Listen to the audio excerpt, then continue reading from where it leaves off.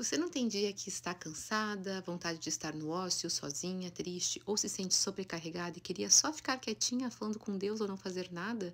Esses dias para mim são tão difíceis e culpáveis. Como você Vocês faz? vão querer que eu fale? Vocês vão ter que me ver passando roupa. Gente, é claro que eu me sinto assim. Eu acho que todo mundo, 99,9% das pessoas se sentem assim em algum momento. E admitir isso é muito importante, sabe? Para que a gente aprenda como lidar com isso da melhor maneira possível.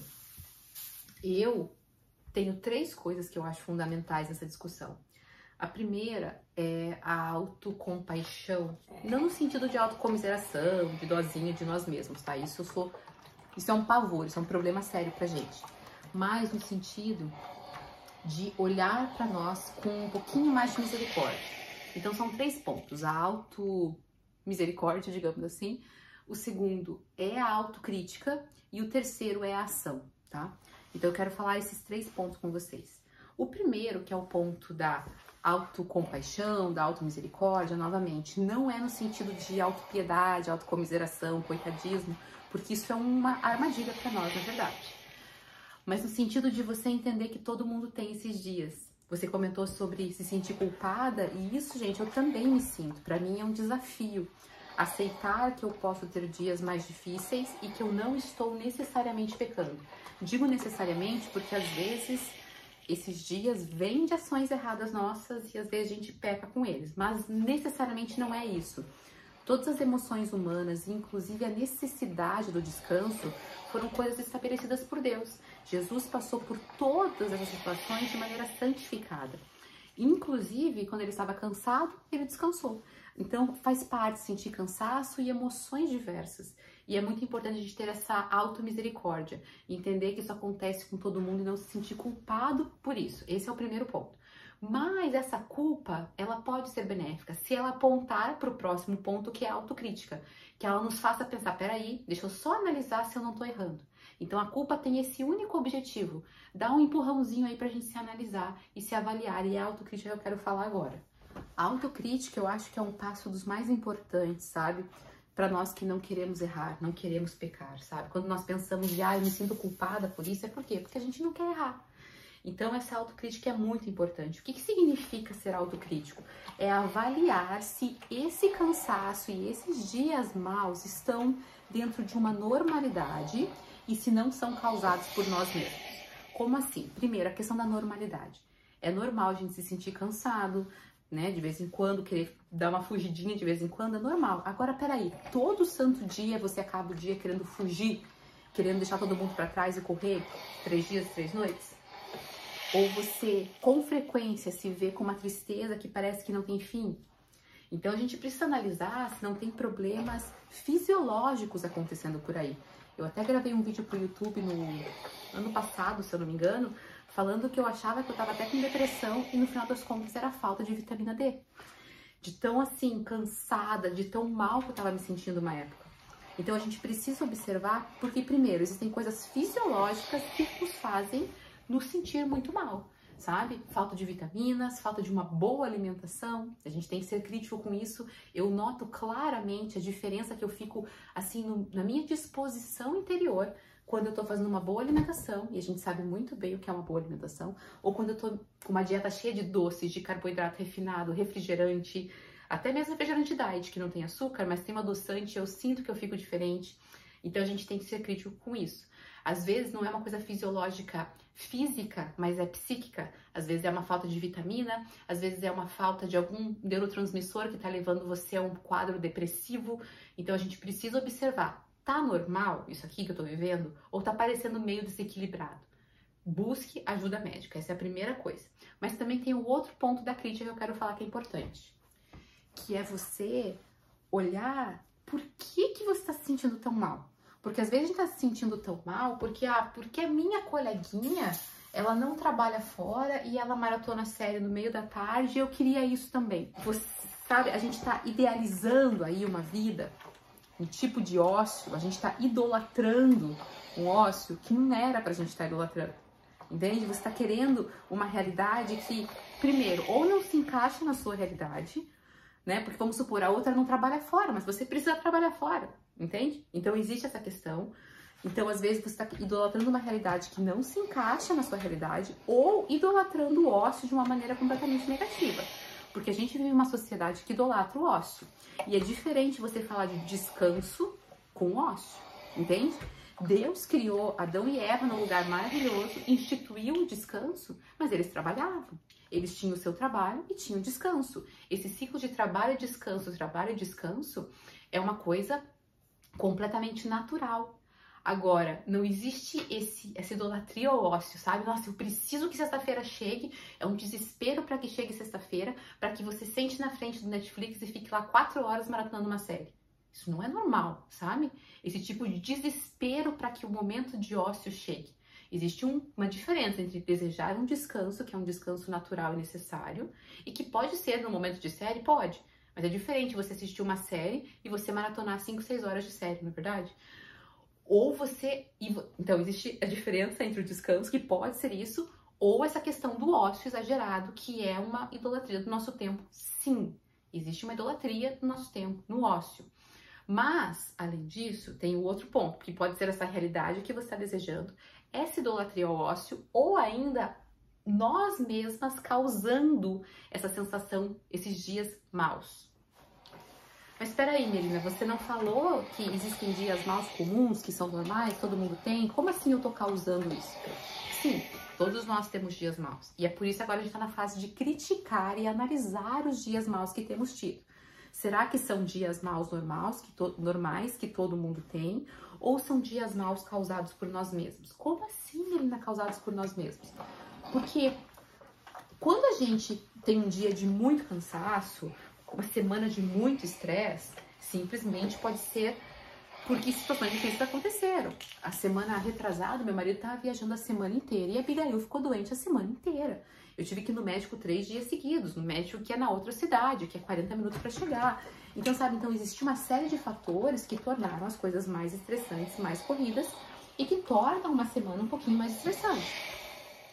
Agora, às vezes, a gente se estressa e se exaure por situações que são simplesmente a vida acontecendo. Simplesmente a vida acontecendo, mas a gente joga essas ações, essas funções, esses trabalhos na conta de uma carga absurda, desesperada. E daí essa carga, que simplesmente são coisas naturais da vida, se torna um peso incomum para nós. E daí é claro que se eu olho para aqui, para o meu cesto de roupa suja, de roupa para passar, que é um baita de um cesto, e olho pra ele como, ai meu Deus do céu, eu odeio isso, em pleno sábado eu tô passando roupa, eu vou me sentir mais cansada do que de fato esse cesto de roupa suja pode me fazer sentir, entende? Porque a maneira como eu percebo isso faz a diferença. Eu posso olhar pra ele como, nossa, um cesto de roupa suja que vai roubar 2 horas do meu sábado. Ou eu posso olhar como, não é roupa suja, gente, é roupa pra passar. Ou eu posso olhar pra ele como ele realmente é. É um cesto de roupa para passar enorme, porque o quê? Faz mais de um mês que eu tô acumulando. Eu não tô passando roupa dia sim, dia não. Eu não tô passando roupa toda semana. Eu tô passando a roupa uma vez no mês, até mais, talvez. E tô aproveitando esse tempo para gravar um vídeo. E tô aproveitando esse tempo para assistir alguns vídeos que estavam na lista de vídeos para assistir. Ou para ouvir algum podcast. Você entende que muda a nossa atitude diante das coisas? E eu posso tornar essas pequenas coisas do dia a dia um verdadeiro fardo que faz com que eu me sinta cansada e exaurida com mais frequência do que eu realmente precisava. Porque é claro que as funções do dia a dia cansam, mas elas têm que cansar numa medida que me permita descansar à noite. Porque esse é o ciclo trabalho, descanso, entende? Então, quando a gente se sente muito exaurida, quando as funções do dia a dia que são comuns se tornam mais cansativas do que o meu corpo tem a capacidade de recuperar no meu descanso noturno. Ou mesmo se o acúmulo dessas funções durante a semana se tornam mais e mais exigentes do que eu conseguiria descansar no final de semana no meu dia de descanso. Entende? Então, agora, se eu sempre percebo tudo como absurdamente cansativo e desesperador e desestabilizador, o meu corpo não dá conta de descansar, porque eu tô colocando um peso sobre ele maior do que realmente é. Agora, eu não tô dizendo que não existem os dias de cansaço real e que daí a gente já vai chegar nesse ponto, que daí é o ponto da ação, né? Então, você analisou, você passou pelo período de não se sentir culpado pelo que você tá sentindo. Ok, eu não tô me sentindo culpado, faz parte da vida.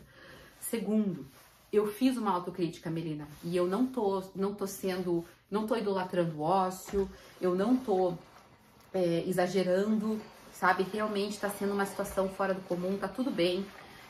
É um cansaço comum que eu tô sentindo, é um cansaço ok, é um cansaço aceitável. O que eu faço então em relação a isso? E daí agora eu vou dizer pra vocês o que eu faço em relação a isso, que talvez possa ajudar vocês ou não. O primeiro, gente, que eu acho até que entraria um pouco na questão da autocrítica, é a gente sempre avaliar como tá a nossa vida espiritual. Porque tá muito conectado a maneira como a gente tá vivendo a nossa vida espiritual com um cansaço exagerado, sabe, muitas vezes. Novamente, eu sei que o cansaço é natural e eu sei que mesmo as pessoas mais crentes dessa vida, cheias de Jesus, vão sentir cansaço. É natural isso. Você lê o Salmo, acho que é o 78, que é um salmo que ele acaba sem esperança. Ao contrário de outros salmos em que no final, né, o salmista ele fala, não, mas a minha esperança está no Senhor, Ele vai me salvar, aleluia, tô vendo Ele vir em meu favor. O Salmo 78 parece de alguém que está completamente numa crise de burnout ou depressiva e não está vendo luz no fim do túnel. Então eu sei que acontece, esses momentos.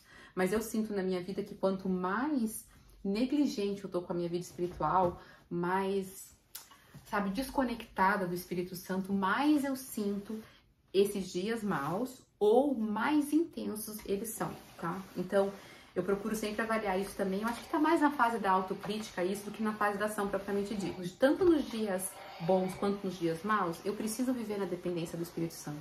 Os dias maus apenas me fazem olhar com mais intensidade essa minha dependência, né? Então, nos dias maus também a gente tem essa parte de intensificar o nosso relacionamento com o Espírito Santo, pedindo para Ele ainda nos ajudar.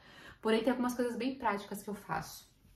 Dentro delas, tem aquilo que eu falei de cuidar com a minha alimentação, procurar melhorar a minha alimentação, procurar descansar, dormir, observar se eu tô dormindo bem e se eu não tô, fazer tudo que tá ao meu alcance e fora do meu alcance para eu tentar dormir minhas 8 horas por noite. Eu percebo isso. Para mim também conta muito fazer atividade física. Eu sinto que eu tô com uma outra disposição quando eu faço atividade física.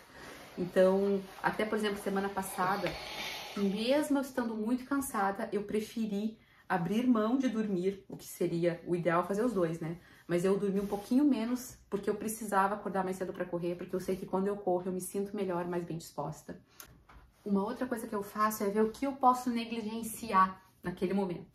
E como assim negligenciar? Aquilo que não é urgente, que tudo bem, eu vou ter que fazer depois, vai acumular um pouco, mas tem dias quando assim, tá muito fora do comum, assim, sabe? Tipo, realmente eu tô muito exaurida, eu vejo, não, quer saber, eu vou deixar isso aqui pra depois. E daí na hora que a Abigail tá cochilando, que é a minha mais nova, né, e as mais velhas estão na escola, eu falo, quer saber, eu não vou fazer nada agora.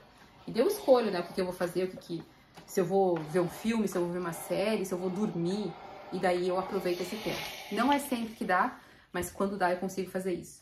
Uma outra coisa também, por exemplo, que é simples, mas que eu procuro fazer, eu e a Manuela, a gente tem uma série que a gente assiste juntas. Então, todo dia tem lá 40 minutos que é dedicado a assistir uma série. E é, querendo ou não, um momento de relaxamento. Tem vezes que eu tenho que assistir a série fazendo alguma coisa, né? Porque o trabalho não para. Mas, sempre que é possível, eu tento fazer isso descansando mesmo a minha cabeça. Gerenciar melhor o tempo, então às vezes eu corto redes sociais, por exemplo, que é uma coisa que a gente gasta muito tempo. Até mesmo coisas que eu deveria fazer nas redes sociais, assim, mais pensando na divulgação, projetos e tal, eu tento cortar para que eu tenha mais tempo para fazer as tarefas, eliminar as tarefas de uma vez e ter aí um tempinho livre com a mente mais tranquila e relaxada. Também já aconteceu, hoje menos, mas já aconteceu, principalmente quando as meninas eram menores, de eu simplesmente falar pro marido, eu falei, eu preciso ficar sozinha, eu preciso ficar sozinha em casa, ou eu preciso sair para algum lugar sozinha por 1 horinha, 2 horinhas. Então pega as meninas e vai passear com elas, ou ao contrário, né? Fica com as meninas em casa que eu vou sair porque eu preciso desse tempo sozinha. Mas tem hora, gente, que uma coisa é real. Mesmo que a gente tente todas essas estratégias, tem hora que nenhuma delas vai dar certo. Tem horas que eu não vou poder negligenciar nada, tem horas que eu não vou poder sair de casa ou ficar sozinha, tem horas que as tarefas vão se acumular e eu vou precisar enfrentar isso tudo. E quando isso acontece, assim, é quando eu fico ainda mais ciente da minha necessidade do Senhor, eu fico completamente dependente dele, pedindo para que ele faça aquilo que Jesus prometeu em Mateus, né? Que ele daria alívio às nossas almas. Quando ele fala, venham a mim os cansados e sobrecarregados, ele não fala que ele vai tirar as tarefas que nos sobrecarregam, mas que ele vai dar alívio às nossas almas. Então eu clamo por esse alívio à alma, mesmo no meio das tarefas. Lembrando que ele disse que ele estaria conosco até no Vale da Sombra da Morte, né? E a gente não está vivendo o Vale da Sombra da Morte. A gente está vivendo uma situação corrida, uma dificuldade diária, e a gente pode contar com a presença dele, na qual a Bíblia fala que é o quê? Abundância de alegria. Então a gente clama por isso. Eu tenho esses dias assim que eu não consigo parar e que, meu Deus do céu, eu só queria fugir um pouco, mas não consigo nem fazer essas pequenas coisas no dia a dia. Às vezes eu vou dormir e falo, Deus, eu vou dormir 6 horas essa noite, mas multiplica, faz com que eu sinta como se tivessem sido 8. E eu sinto realmente a graça do Senhor me renovando. E é isso, gente. Tem algumas coisas que a gente pode fazer exteriormente, mas de maneira geral a mudança vai ser muito mais interior, sabe? De conseguir achar graça e descanso e paz nas situações do dia a dia. E claro, quando a gente precisar dessa solitude aí, fazer acontecer, buscar fazer acontecer no que está ao nosso alcance, mas também não se frustrar e não se desesperar quando ele não acontecer. Ah, lembrei de uma outra coisa também que já aconteceu algumas vezes, que a solitude só acontecia se eu acordasse mais cedo ou se eu fosse dormir mais tarde. Mas aí o descanso físico acabava ficando negligenciado, né? Então, às vezes acontecia de eu ficar até mais tarde para eu poder orar um pouco, descansar um pouco, assim, a cabeça mesmo. E eu orava e falava assim, Deus, agora eu vou dormir só 5 horas, mas eu não posso me dar o luxo de não descansar às 8, então me ajuda para amanhã eu poder acordar renovada. E muitas vezes isso aconteceu. Essa semana mesmo, meu marido estava viajando e quando ele viaja eu não consigo dormir. E eu dormi acho que um total de 3 ou 4 horas.